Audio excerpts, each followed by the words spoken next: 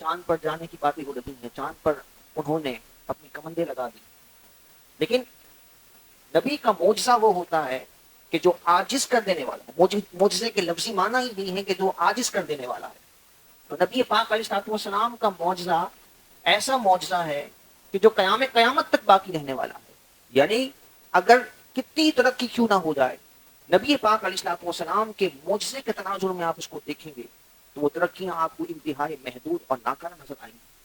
کیونکہ جس چاند پر وہ جانے کی بات کر رہے ہیں نبی پاک علیہ الصلوۃ والسلام، تو وہ ہیں کہ اپنے انگلی کے اشاروں سے اس چاند کے دو ٹکڑے فرما دیتے ہیں۔ اور پھر چاند تو بہت پیچھے رہ گیا، نبی پاک علیہ الصلوۃ والسلام تو ان آسمانوں کی حدود سے باہر نکل کر سدرۃ المنتہا، اور پھر سدرۃ المنتہا کے بعد لامکاں، کہ جہاں نہ جہت ہے نہ سمت ہے نہ کوئی جگہ ہے، اور خود سید اعلیٰ حضرت اس کو یوں منظر کشی کرتے ہیں کہ خرد سے کہہ دو، یعنی عقل کو کہہ دو کہ سر جھکا لے، خرد سے کہہ دو کہ سر جھکا لے، گمان سے گزرے گزرنے والے پڑے ہیں یہاں خود جہت کو لالے، کسے بتائے کدھر گئے تھے۔ یعنی جہت اور مکان کی کوئی سمت ہی نہیں ہے، اور اللہ تبارک و تعالیٰ نے کس شان کے ساتھ اپنے محبوب کریم علیہ السلام کو اپنے دیدار کی جلووں سے مشرف فرمایا۔ تو پہلی بات میں نے معراج شریف کی حکمت کے حوالے سے یہ عرض کی کہ تمام انبیاء کو مختلف قسم کے شاندار معجزے عطا کیے گئے۔ حضور علیہ السلام چونکہ امام الانبیاء ہیں تو آپ کا معجزہ بھی ایسا ہو کہ جو تمام انبیاء پر فائق ہو اور نمایاں ہو اور باقی رہنے والا ہو۔ اور پھر نبی کریم علیہ السلام جب آپ مکی زندگی کے تناظر میں دیکھیں تو معراج شریف کا جو یہ ڈیوریشن ہے، یعنی جس وقت میں اللہ تبارک و تعالیٰ نے اپنے حبیب علیہ السلام کو معراج کی سعادت عطا فرمائی، وہ نبوت کا 11واں سال ہے۔ یعنی ہم جانتے ہیں کہ نبی پاک علیہ السلام نے 13 سال مکہ مکرمہ میں تبلیغ دین فرمائی اعلان نبوت کے بعد، اور 10 سال آپ نے مدینہ منورہ، تو یہ تقریباً 23 سال کا عرصہ بنتا ہے۔ اس کا آپ آدھا کر لیں تو 11 سال اور کچھ مہینے، یعنی آپ سمجھ لیجیے کہ یہ آپ علیہ السلام کی مشقت، آپ کی جد و جہد اور دین کی ترویج و اشاعت کا نصف ہے۔ یعنی اب یہ وہ موڑ ہے کہ جب آدھی زندگی کی جد و جہد اور اعلان نبوت کے بعد جد و جہد آپ فرما چکے ہیں، اور اب جو ہے وہ آپ یوں کہہ لیجیے کہ مکی زندگی ہے، اور مکی زندگی کا اختتام بھی ہے، کیونکہ 13 سال جب مکمل ہوئے تو نبی پاک علیہ السلام نے مدینہ منورہ کی طرف ہجرت فرمائی۔ تو یہ ایک طرح سے آپ کے اس مشن کا ہاف عرصہ گزر چکا ہے۔ اور دوسری طرف مکہ مکرمہ کے جو حالات ہیں، جو ہم پڑھتے ہیں سنتے ہیں، جو دل دہلانے والے وہ اذیت اور مشقت والے کفار مکہ کے انداز ہیں، ان کو بھی آپ سامنے رکھیں کہ وہ اذیتیں، وہ بے ادبیاں اور نقصان پہنچانے کی سازشیں کرنا، مسلمانوں کو اذیتیں دینا، ظلم اور جبر کرنا، یہ سارا سلسلہ چلا آ رہا ہے، اور ابھی تک جو ہے وہ مسلمانوں کی تعداد بڑی محدود ہے۔ اور ایسے عالم میں نبی پاک علیہ السلام کی تسکین خاطر کے لیے اللہ تبارک و تعالیٰ نے اپنے حبیب نبی صلی اللہ تعالیٰ علیہ وآلہ وسلم کو یہ شاندار معجزہ اور آپ پر ایک خاص انعام فرمایا کہ ایک طرف ہم سنتے ہیں جمعۃ المبارک میں نے عرض کیا، حضرت موسیٰ علیہ السلام عرض گزار ہیں، تمنا کر رہے ہیں اور التجا کر رہے ہیں کہ دیدار کی نعمت مل جائے، لیکن اللہ تبارک و تعالیٰ کی بارگاہ سے منع کر دیا گیا۔ فرمایا لن ترانی، اے موسیٰ تو مجھے دیکھ ہی نہیں سکتا۔ یہ آنکھ جو نبی پاک علیہ السلام کو عطا کی گئی، کہ جس کو یہ صلاحیت و شان دی گئی ہے کہ دنیاوی زندگی میں اللہ تبارک و تعالیٰ نے سر کی آنکھوں سے محبوب کریم علیہ السلام کو اپنی دیدار کی شان عطا فرمائی، تو وہ حصہ صرف سرکار دو عالم صلی اللہ تعالیٰ علیہ وسلم کے۔ ہاں، اہل جنت کے لیے یہ فضیلت و انعام تو ہے کہ اللہ تعالیٰ اہل جنت کو اپنی شان کے مطابق جس کا جو رتبہ اور مقام ہوگا اپنے دیدار سے مشرف فرمائے، لیکن زندگی میں دنیاوی اعتبار سے، دنیاوی آنکھوں سے اللہ تبارک و تعالیٰ نے صرف کائنات میں صرف واحد ہستی ہیں جناب امام صلی اللہ تعالیٰ علیہ وسلم، جن کو اپنے دیدار کا یہ اعزاز عطا فرمایا۔ تو یہ وہ موقع ہے کہ ایک طرف حضرت موسیٰ علیہ السلام تمنا کر رہے ہیں، آپ کو منع کر دیا جاتا ہے، اور دوسری طرف نبی پاک علیہ السلام نے بظاہر ہمیں ایسے الفاظ نہیں ملتے کہ آپ نے تمنا کا اظہار کیا ہو یا دعا کی ہو، اور نبی پاک علیہ السلام اس مبارک شب میں حضرت سیدہ ام ہانی رضی اللہ تعالیٰ عنہ کے گھر میں حتیم کی حدود میں آپ موجود ہیں، آرام فرما رہے ہیں، اور اللہ تبارک و تعالیٰ کی بارگاہ سے جبریل امین علیہ السلام حاضر ہوتے ہیں۔ جب یہ پاک علیہ السلام مہد استراحت ہے، آپ آرام فرما رہے ہیں۔ اب جبریل امین کا یہ امتحان ہے کہ محبوب کریم علیہ السلام آرام فرما رہے ہیں اور ان کے آرام میں خلل نہ آ جائے، کہ جن کے آرام کا اہتمام صحابی رسول علم کے شہر کا دروازہ حضرت علی مرتضیٰ کرم اللہ تعالیٰ وجہہ کریم سمجھتے بھی ہیں، اور آپ نے امت کو سمجھایا بھی کہ نماز عصر جا رہی ہے جو کہ فرض ہے، اور نماز آپ نے نہیں پڑھی، لیکن نبی پاک علیہ السلام آپ کی وہ مبارک میں آرام فرما ہے، تو حضرت علی مرتضیٰ کرم اللہ تعالیٰ وجہہ کریم غمگین بھی ہیں، آنسو بھی چہرے سے چھلک رہے ہیں، لیکن دوسری طرف آرام مصطفیٰ صلی اللہ تعالیٰ علیہ وسلم کا درجہ اور رتبہ کتنا مقدم ہے کہ حضرت علی مرتضیٰ جو قرآن و حدیث کی عین تفسیر ہیں، عملی تفسیر ہیں، وہ انتظار کرتے ہیں کہ حضور کے آرام میں خلل نہ آ جائے، لیکن وہ آنسو جب نبی پاک علیہ السلام کے چہرے انور پر پڑتے ہیں، اور حضور علیہ السلام کو جب وجہ پتہ لگی تو آپ نے پھر اپنے منہ سے کا اظہار فرمایا اور اپنے مولی کے اشارے سے سوچ کو پلٹ دیا۔ یہ آرام مصطفیٰ صلی اللہ تعالیٰ علیہ وسلم کا اہتمام میں عرض کر رہا ہوں، اور یہی آرام آپ غار حرا میں، غار سور میں لے لیجیے کہ جب حضرت صدیق اکبر رضی اللہ تعالیٰ عنہ اپنے پیر کے انگوٹھے پر سانپ سے ڈسوا لیتے ہیں کہ کہیں آرام مصطفیٰ صلی اللہ تعالیٰ علیہ وسلم میں خلل نہ آ جائے۔ اب یہی امتحان حضرت جبریل علیہ السلام کا ہے، جب یہ آئے ہیں اللہ کی بارگاہ سے پیغام لے کر، لیکن نبی پاک علیہ السلام اس وقت آرام فرما رہے ہیں، تو جبریل امین علیہ السلام کا انداز کیا ہے؟ روایت میں آتا ہے حضرت سیدنا جبریل امین علیہ السلام نے حضور کو بیدار نہیں کیا، آپ نے اپنے کافوری ٹھنڈک والے نرم ہونٹوں سے نبی پاک صاحب لولاق صلی اللہ تعالیٰ علیہ وسلم کے قدموں کو بوسا دیا۔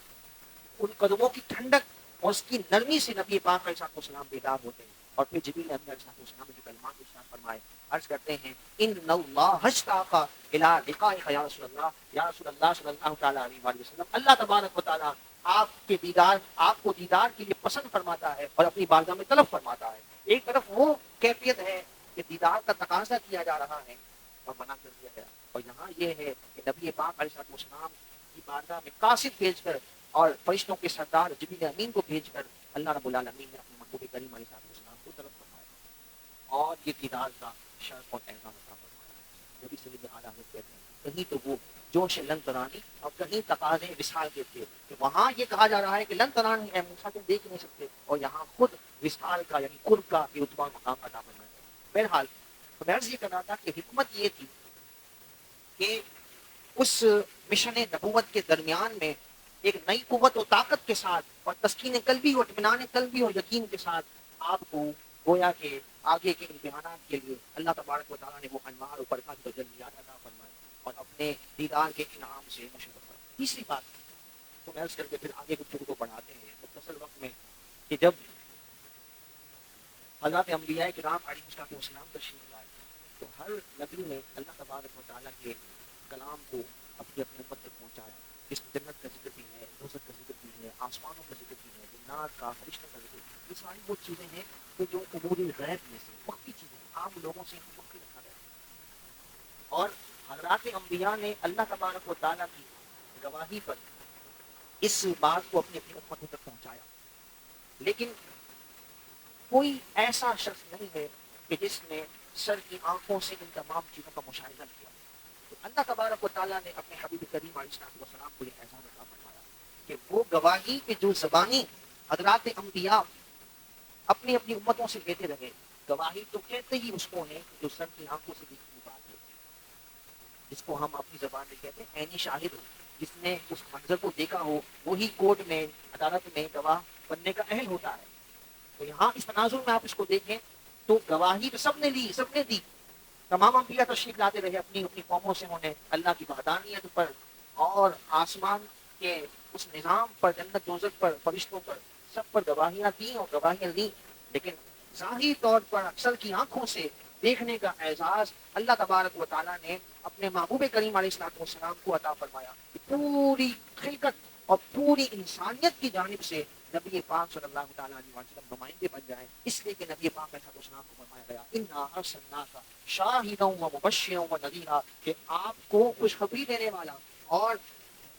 تمام چیزوں کا عملی طور پر مشاہدہ کرنے والا بنا کر اللہ تبارک و تعالیٰ نے بھیجا۔ تو وہ اعزازات آپ کے لیے ازلی طور پر اللہ تبارک و تعالیٰ نے فضل فرمائے، ان تمام چیزوں کو آپ نے مشاہدہ فرمایا، اور پھر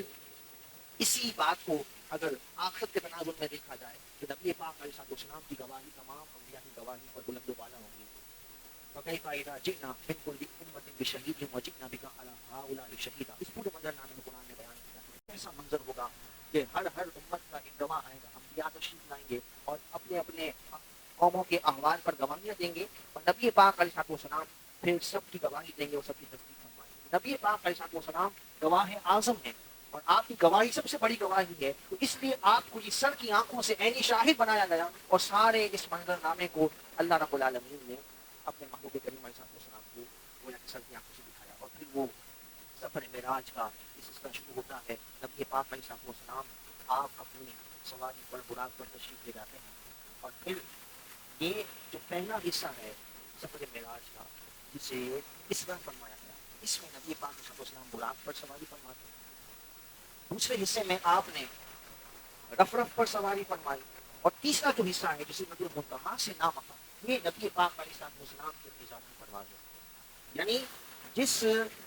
محبوب کریم علیہ السلام کی سواری کا یہ عالم ہو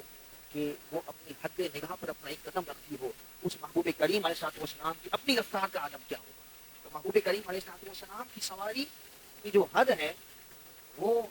سدرۃ المنتہا پہ ختم ہو جاتی ہے، جہاں جبریل امین علیہ السلام بھی معذرت کر لیتے ہیں اور عرض کرتے ہیں کہ ایک قدم بھی میں آگے بڑھا تو میرے پیر جل جائیں گے، میرے پر جل جائیں گے، میں ایک قدم بھی آگے نہیں بڑھا سکتا۔ اور یہاں پر نبی پاک علیہ السلام تنہا جاتے ہیں، اور لامقام میں اللہ تبارک و تعالیٰ کے قرب کی ان مبارک اعزازات سے آپ مشرف ہوتے ہیں۔ یہ پہلا جو مرحلہ ہے اس میں آپ کی سواری یہ براق ہے، اور جس کا ایک قدم جو ہے وہ حد نگاہ پر ہے، اور دوسری جو آپ کی سواری ہے وہ رفرف ہے، جس میں آپ نے مسجد اقصیٰ سے مسجد المنتہا تک کا سفر فرمایا اور سیر فرمایا۔ تو یہ آپ کی سیر ہے، یعنی جس کی سیر کی رفتار ہے، جب انسان سیر کرتا ہوا جاتا ہے تو چیزوں کا مشاہدہ اور معائنہ کرتے ہوئے جاتا ہے، اور سفر میں جب ہو تو خالی ہمیں اپنی منزل تک پہنچنے کی جلدی ہوتی ہے، تو حضور کی سیر کی رفتار کا عالم یہ ہے، تو حضور کے سفر کی رفتار کا عالم کیا ہوگا۔ یہ نبی پاک علیہ السلام کے سفر کی شاندار اور نرالی کیفیت ہے کہ اسی دوران جب براق سے آپ مسجد اقصیٰ کی طرف بڑھ رہے ہیں تو راستے میں آپ نے حضرت جناب موسیٰ علیہ نبینا علیہ السلام کو اپنی قبر مبارک میں نماز پڑھتے ہوئے،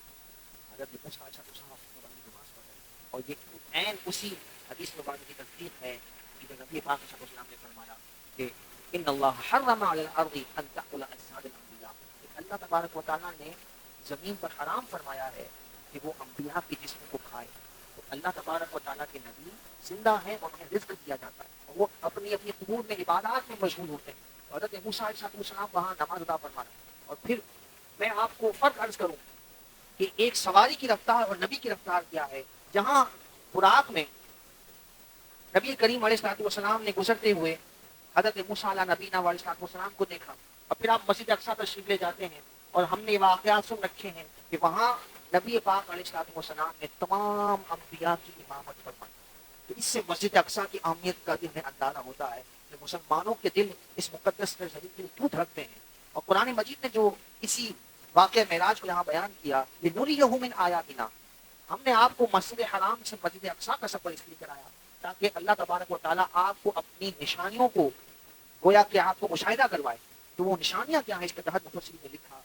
کہ اس سے مراد یہ ہے کہ حضرات انبیاء کرام علیہ السلام کثرت سے اس سرزمین میں مسجد اقصیٰ کے گرد آرام فرمائے، اور جہاں اللہ کے نیک بندے آرام فرمائے، حضرات انبیاء آرام فرمائے، وہ اللہ تبارک و تعالیٰ کی رحمتوں اور برکتوں کے نزول کا منبع اور مرکز ہے، اور یہ عظیم شان مشاہدہ آپ کو کرایا گیا، اور اس مقام پر اس سرزمین پر اللہ رب العالمین نے حضور کو یہ اعزاز عطا فرمایا کہ آپ نے تمام انبیاء کی امامت فرمائی۔ اور امامت کا ایک مقصد یہ بھی تھا کہ آپ کی افضلیت کو اور آپ کی سب سے اعلیٰ اور افضل ہونے کو ظاہر کر دیا جائے۔ سید اعلیٰ نے فرمایا کہ نماز اقصیٰ میں تھا یہی سر، آیا ہو معنی اول و آخر، کہ دست بستہ ہے پیچھے حاضر جو سلطنت آپ ہی کر دے۔ یعنی یہ جو حضرات انبیاء حضرت آدم سے لے کر جناب عیسیٰ علیہ السلام تک تشریف لاتے رہے، ان سب کا مقام اور رتبہ بہت بلند و بالا ہے، لیکن یہ ظاہر کرنا مقصود تھا کہ نبی پاک علیہ السلام جو اول النبیین بھی ہیں، سب سے پہلے آپ کے نور کو پیدا کیا گیا، اور آپ خاتم النبیین بھی ہیں، آپ کو یہاں پر امامت کا صحرا عطا فرمایا گیا تاکہ تمام انبیاء پر آپ کی افضلیت اور شان کو ظاہر فرمایا گیا۔ پھر نبی پاک علیہ السلام آپ جو ہے وہ آسمانوں کی طرف بلند ہوتے ہیں۔ میں بات کو مختصر کرتے ہوئے عرض کروں، اور میں بات یہ عرض کر رہا تھا کہ جناب موسیٰ علیہ السلام اپنی قبر میں آرام فرما ہے، اور دوسری طرف حضرات انبیاء اپنے وجود ظاہری کے ساتھ وہاں امامت میں موجود ہیں، اور حضور علیہ السلام کے پیچھے نماز پڑھ رہے ہیں. یہ حضرات انبیاء کی شان ہے اور یہ ان کا تصرف ہے جو ہمارا عقیدہ بھی ہے کہ حضرات انبیاء اور اللہ کے سارے بندے دنیا سے پردہ فرما جانے کے بعد اللہ کے اذن سے جہاں جانا چاہے وہ جا سکتے ہیں, تصرف کر سکتے ہیں اللہ کے اذن سے. تو وہاں پر اللہ تبارک و تعالیٰ نے سارے انبیاء کو جمع فرمایا اور سب کی آپ نے امامت فرمائی اور آپ کا یہ منصب ظاہر ہوا. جناب موسیٰ علیہ السلام آپ اپنی قبر مبارک میں بھی نماز ادا فرما رہے ہیں اور یہاں پر بھی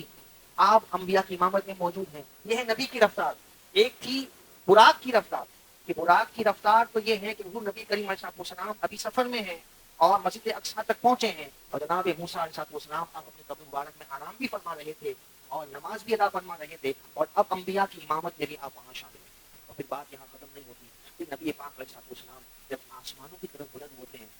تو وہاں پر حضرات انبیاء کو اللہ تبارک و تعالیٰ نے نبی پاک علیہ السلام کے استقبال کے لیے نام رکھا. ساری گویا کے آسمانوں کی مخلوقیں فرشتے یہ ان کا ایک عجب رنگ ہے, پورا کیف ہی عجب ہے اور صورت حال ہی مختلف ہے کہ اتنے بڑے دولہا تشریف لا رہے ہیں, معراج کے آقا تشریف لا رہے ہیں. تو ایک اہتمام ہی الگ ہے, پورا آسمان سجا ہوا دھجا ہوا ہے اور ایسے موقع پر حضرات انبیاء بھی مختلف آسمانوں پر مقرر ہیں جن میں پہلے آسمان پر نبی پاک علیہ السلام کا استقبال حضرت آدم علیہ نبینا علیہ السلام فرماتے ہیں جو کہ ابو البشر ہیں, لیکن رتبہ اور مقام جناب رسالت مام صلی اللہ تعالیٰ علیہ وسلم کا بلند ہے اور تخلیق کے اعتبار سے سب سے پہلے آپ کا نور پیدا کیا گیا. ظاہر میں میرے پھول, حقیقت میں میرے نخل. ظاہراً تو حضرت آدم علیہ السلام والد ہیں لیکن حقیقی اعتبار سے نبی پاک علیہ السلام کا نور ہی آپ کی پیشانی میں اور آپ کی پشت مبارک میں منتقل کیا گیا اور اسی نور کے شرف میں اللہ تبارک و تعالیٰ نے اور آپ کے علم کے شرف کی وجہ سے فرشتوں کو آپ کو سجدہ کرنے کا حکم ارشاد فرمایا. بہرحال پہلے آسمان پر حضرت آدم علیہ نبینا علیہ السلام آپ کا استقبال کرتے ہیں. دوسرے آسمان پر جناب یحییٰ اور جناب عیسیٰ علیہ السلام. تیسرے آسمان پر جناب یوسف علیہ السلام. چوتھے آسمان پر حضرت ادریس علیہ السلام. پانچویں آسمان, تمام کے تمام احوال صحیح احادیث میں تفصیل کے ساتھ موجود ہیں, اس کا خلاصہ میں آپ کے گوش گزار کر رہا ہوں. پانچویں آسمان پر حضرت ہارون علیہ السلام ہیں. چھٹے آسمان پر حضرت موسیٰ علیہ السلام, یہی حضرت موسیٰ علیہ السلام تو قبر میں نماز ادا فرما رہے ہیں. اور ساتویں آسمان پر حضرت ابراہیم نے آپ کا استقبال فرمایا. تو یہ حضرات انبیاء اللہ تعالیٰ کے حکم سے ابھی مسجد اقصیٰ میں حضور کی امامت میں نماز ادا فرما کر آئے ہیں اور یہاں پر پھر فوراً اللہ تبارک و تعالیٰ کے حکم کے مطابق نبی پاک علیہ السلام کے استقبال کے لیے ان آسمانوں پر بھی موجود ہیں اور حضور سے پہلے تشریف فرمائیں. یہ حضرات انبیاء کی سب کی رفتار ہے اور ان کی طاقت و قوت ہے. جو میں فرق عرض کر رہا تھا کہ جب انسان کسی سواری پر بیٹھا ہو تو وہ اس کی اپنی رفتار نہیں ہوتی, وہ سواری کی رفتار ہوتی اور اس کے ماتحت وہ چل رہا ہوتا ہے. حضور جو ہے براق کے بعد رف رف پر سوار ہے, لیکن انبیاء اپنی طاقت پرواز سے حضور علیہ السلام سے پہلے حضور کے استقبال کے لیے وہاں موجود ہیں. یہ فرق ہے سواری کی رفتار کا اور انبیاء کی طاقت کا. جو باقی انبیاء کی طاقت ہے تو جناب صلی اللہ تعالیٰ علیہ وسلم جو امام الانبیاء ہے, آپ کی اپنی ذاتی پرواز کا عالم کیا ہوگا. اور اس پرواز کا اثر اور اس کی جھلک ہمیں یہی سمجھ آتی ہے کہ جب آپ سدرۃ المنتہا سے آگے بڑھتے ہیں, جہاں جبریل امین کے لیے بھی آگے بڑھنا ممکن نہیں ہے. جتنی بھی مخلوقات ہیں, سمجھیے گا اس بات کو, بڑی نازک بات ہے, بڑا نازک موڑ ہے. یہاں پر آ کر لوگوں نے اپنے قلم کو روک دیا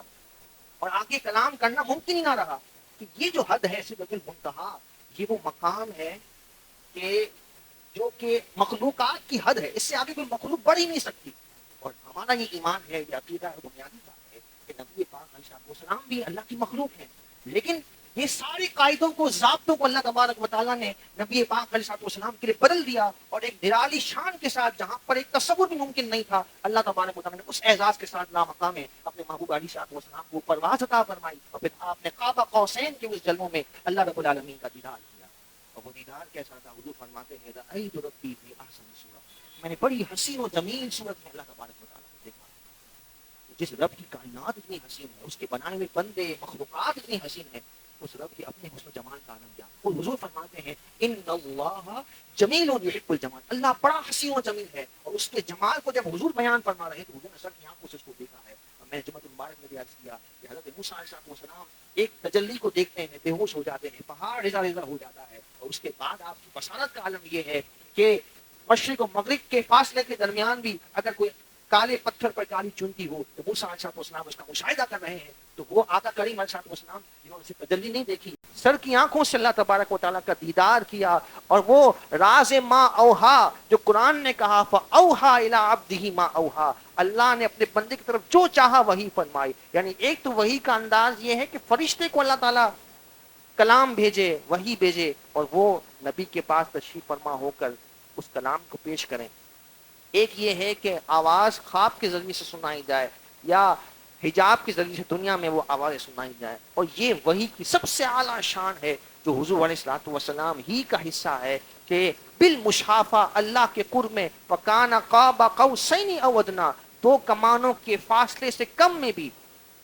اتنے قرب میں اللہ تبارک و تعالیٰ نے اپنے محبوب کریم علیہ الصلوۃ والسلام کو اپنے دیدار سے مشرف فرمایا. یہ حضور علیہ الصلوۃ والسلام کا اعزاز ہے. اور پھر یہاں جو راز کی باتیں ہیں، جو علوم اور جو اللہ تعالیٰ کی طرف سے انعامات و اکرام آپ کو عطا ہوئے، یہ حضور علیہ الصلوۃ والسلام ہی کا حصہ ہے، جو کہ نبی پاک علیہ الصلوۃ والسلام نے جس کا اظہار بھی فرمایا. آپ نے فرمایا کہ رأیت ربی فی احسن صورۃ، میں نے بڑی حسین و جمیل صورت میں اپنے رب عز و جل کو دیکھا. اللہ تبارک و تعالیٰ نے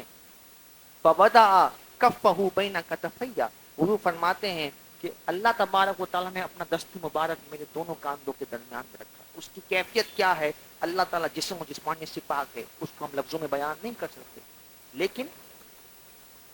وہ انعام و اکرام کا ذکر حضور نے فرمایا کہ اس کی ٹھنڈک کو میں نے اپنے سینے میں محسوس کیا، اور اس کا اثر یہ ہوا فعلمت ما فی السماوات والارض، آسمان و زمین میں جتنی چیزیں ہیں اللہ تبارک و تعالیٰ نے ساری مجھ پر منکشف فرما دی، اور سب کا علم مجھے عطا فرما دی. یہ حضور کے الفاظ ہیں مشکات شریف کے جو میں نے آپ کے گوش گزار کیے. اور پھر نبی پاک علیہ الصلوۃ والسلام کو جنت اور دوزخ کا مشاہدہ کرایا گیا، اور دیگر مشاہدات بھی کرائے گئے، جس میں عالم بالا کے معاملات ہیں جو نبی پاک علیہ الصلوۃ والسلام کو دکھائے گئے، اور فرشتوں کے معاملات آپ کو دکھائے گئے. اور جنت و دوزخ کا ذکر جو ہے وہ خاص طور پر اس لیے بھی ہے کہ یہ ہماری اصلاح کے پہلو بھی اس میں ہیں. نماز کا ذکر بھی ہم سنتے رہتے ہیں کہ یہ معراج کا تحفہ ہے، اور 50 مقرر ہوئی بھی 5 کر دی گئیں، یہ بھی خاص جو ہے وہ انعام ہے. لیکن جو جنت و دوزخ کے مشاہدات ہیں وہ خاص طور پر ہماری اصلاح کے لیے بڑے اہم ہیں کہ اللہ تبارک و تعالیٰ نے ہم پر یہ انعام فرمایا کہ حضور کے ان مشاہدات کے ذریعے سے ہماری اصلاح کا سامان فرما دیا، اور ہم پر یہ احسان فرما دیا گیا کہ دنیا میں ہی ہمیں ان احوال کے بارے میں بتا دیا گیا تاکہ ہم اپنے آپ کو ان برائیوں سے، ان گناہوں سے روک دیں کہ جو جہنم کی تباہی اور ہولناکی کا سبب ہیں، اور ان اعمال کی طرف راغب ہو جائیں کہ جو جنت میں اللہ تبارک و تعالیٰ کے انعام و اکرام کا سبب اور ذریعہ بنتے ہیں. حضور علیہ الصلوۃ والسلام جب جنت کے پاس سے گزرے تو ایک آواز آپ کو سنائی دی گئی، بڑی خوبصورت اور خوشبودار وہ آواز تھی. نبی پاک علیہ الصلوۃ والسلام نے جبریل امین علیہ الصلوۃ والسلام سے عرض کیا، ارشاد فرمایا کہ یہ آواز کیسی ہے؟ تو جبریل امین عرض کرتے ہیں کہ یہ جنت کی آواز ہے کہ جو اللہ تبارک و تعالیٰ کی بارگاہ میں، طویل حدیث مبارکہ میں خلاصہ عرض کر رہا ہوں کہ یہ اللہ تبارک و تعالیٰ کی بارگاہ میں عرض کر دی کہ مولا تو نے مجھے جس کے لیے بنایا ہے، جس مقصد کے لیے بنایا ہے، جن لوگوں کے لیے بنایا ہے، مجھے وہ اہل عطا کر دے، یعنی اہل جنت مجھ میں داخل کر دے. تو اللہ تبارک و تعالیٰ جنت کو فرماتا ہے، یہ مکالمہ آپ کو سنایا گیا اس معراج کے مشاہدے میں. تو اللہ تعالیٰ نے اس سے کلام فرمایا اور اس سے حکم فرمایا کہ جو میری اطاعت کرنے والے ہیں، میری فرما برداری کرنے والے، میرے ساتھ کسی کو شریک کرانے والے نہیں ہیں، ان کے لیے میرا وعدہ سچا ہے، اور بالآخر میں ضرور انہیں تیری صورت میں یہ انعام و اکرام عطا فرماؤں. اسی مضمون کا مکالمہ جہنم کا بھی آپ کو سنایا گیا. جہنم سے جب آپ گزرے تو جہنم نے آپ کی، یعنی جہنم کی آواز کو آپ نے سنا، تو وہ مکالمہ یہی تھا کہ جو اہل جہنم ہے، جہنم میں درخواست کرتی مولا تو مجھے اپنی اطاعت کا موقع دے، اور جن کو عذاب دینے کے لیے تم نے مجھے بنایا ہے ان کو مجھ میں داخل فرما. تو اللہ تعالیٰ اس سے فرماتا ہے، خلاصہ و مضمون یہ ہے کہ جو میرے نافرمان ہیں، جو مجھ پر ایمان نہیں لائے، جنہوں نے میرے انبیاء کی بے ادبی کی، ان پر ایمان نہیں لائے، تو ان کا ٹھکانہ جہنم ہے، اور میں ان کو تجھ سے بھر دوں گا. پھر نبی پاک علیہ الصلوۃ والسلام آپ کو ایک لکڑی دکھائے گئے. یہ سارے تمثیلی مشاہدات ہیں. ایک لکڑی دکھائی گئی اور تمثیلی صورت اس میں یہ بیان ہوئی کہ جو بھی وہاں سے گزرتا وہ لکڑی اس کے کپڑوں کو پھاڑ دیتی اور ہر چیز کو زخمی کر دیتی. نبی پاک علیہ السلام نے پوچھا یہ کون ہے؟ تو حضور علیہ السلام کو بتایا گیا ھذا مثل لقوم من امتک یقعدون علی الطریق فیقطعونہ، یہ وہ لوگ ہیں آپ کی امت میں کہ جو راستوں میں بیٹھ جاتے ہیں اور آنے جانے والوں کا راستہ روکتے ہیں، ان کی تمثیل بیان فرما کر کہا گیا کہ یہ عذاب کی صورت ہیں، اور ان کے لیے عذاب ہے کہ جو لوگوں کے لیے رکاوٹ بنتے ہیں، ان کے لیے راستہ تنگ کرنے کی گویا کہ وہ کوشش کرتے ہیں، یہ اس عذاب کے شکار ہیں۔ پھر قرض داروں کا انجام دکھایا گیا۔ قرض دار وہ قرض دار کہ جو قرض میں ٹال مٹول کرے، اس کی مذمت بھی ہے، اور دوسری طرف اللہ تبارک و تعالی کی رضا کے لیے کسی کو قرض دینا، اس پر انعام و اکرام بھی بیان ہوا کہ نبی کریم علیہ الصلوۃ والسلام جب آپ جنت کے دروازے کے پاس سے گزرے تو آپ نے جنت کے دروازے پر اس تحریر کا مشاہدہ فرمایا کہ جو ہوگا اور ایک میں انتہائی بدبودار سڑا ہوا گوشت ہوگا، تو یہ بدکاری کرنے والے لوگ اس خوشبودار لذیذ گوشت کو چھوڑ کر اس بدبودار گوشت میں سے کھانا پسند کریں گے اور اپنی رسوائی کا سامان بن رہے ہوں گے۔ پوچھا گیا تو انہوں نے فرمایا کہ وہ لوگ ہیں کہ جو نکاح کو چھوڑ کر، حلال تعلق کو چھوڑ کر حرام کا ارتکاب کرتے ہیں، بدکاریاں کرتے ہیں اور اس طرح کی جرائم میں مبتلا ہیں کہ جس میں اللہ تبارک و تعالیٰ کی ناراضگی ہے اور نامحرموں کے ساتھ تعلق ہے۔ یہ ساری کی ساری چیزیں نبی پاک صلی اللہ علیہ وسلم کو عملی طور پر مشاہدہ کرائی گئی۔ اسی طرح خیانت کرنے والوں کے متعلق انہوں نے فرمایا کہ ایک ایسا شخص ہوگا کہ جو لکڑی کا گٹھا اس نے اٹھایا ہوا تھا اور اس سے کچھ نہیں آیا تھا، لیکن اس میں ہرس اتنی تھی دوبارہ وہ اس میں اور لکڑیاں پڑتا اور اٹھانے کی کوشش کرتا، پھر وہ گر جاتا۔ پوچھا گیا کون ہے؟ تو فرمایا کہ یہ خیانت کرنے والا شخص ہے جس کے پاس اپنا مال بھی موجود ہے، لیکن وہ دھوکہ کر کے، فراڈ کر کے، خیانت کر کے اپنے مسلمان بھائی کا مال ہڑپ کر کے حرص و لالچ سے اپنے مال کو بڑھانا چاہتا ہے، تو یہ شخص بھی اس طرح عذاب میں مبتلا ہے۔ اور بھی کئی مشاہدہ اس میں شرابی کا، بے نمازی کا خاص طور پر دکھایا گیا کہ بے نمازی کے ساتھ ایک یہ معاملہ ہوا، ایک بڑے بھاری پتھر کے ساتھ اس کے سر کو کچلا جاتا ہے اور پھر دوبارہ وہ ٹھیک کر دیا جاتا ہے، پھر کچلا جاتا ہے، یہ عمل بار بار اس کے ساتھ کیا جاتا ہے۔ تو نماز کی فضائل بھی ہیں، یہ معراج کا تحفہ بھی ہے اور اس میں نہ پڑھنے پر سخت وعید بھی ہے۔ تو یہ معراج کا ذکر ہم سنتے ہیں، یقیناً یہ ہمارے لیے باعث فرحت ہے، لیکن ان جرائم اور سارے وہ ایسے گناہ کہ جو اللہ اور اس کے حبیب علیہ السلام کی ناراضگی پر ہیں، اگر عملی طور پر ہمیں معراج کا یہ تحفہ مل جائے کہ ان بابرکت ایام میں، اور خاص طور پر جو مبارک مہینے ہیں، شعبان معظم ہے، رمضان مبارک ہے، اللہ تبارک و تعالی ہمیں قرآن پاک سے محبت عطا کر دے، رمضان سے محبت عطا کر دے